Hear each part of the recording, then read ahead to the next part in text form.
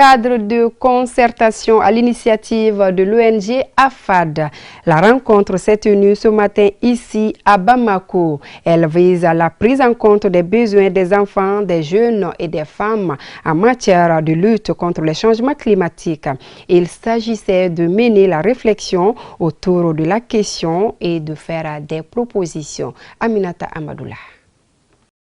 La famine, la maladie et par ricochet les migrations et l'immigration.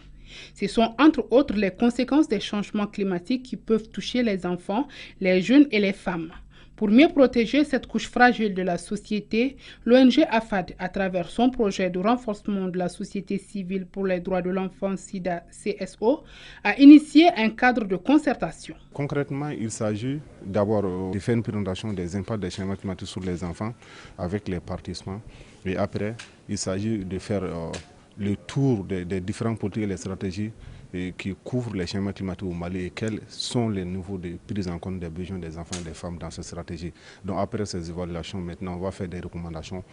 La mise en œuvre de ces recommandations va permettre de renforcer effectivement la prise en compte des besoins des enfants et des jeunes dans ces politiques et stratégies de lutte contre les changements climatiques au niveau national. Pour lutter efficacement contre les changements climatiques, les acteurs sont appelés à noter les défis à relever et aussi faire des propositions idoines. Aujourd'hui, les défis à relever, il s'agit de réviser déjà les politiques. Le Mali a déjà des politiques en la matière.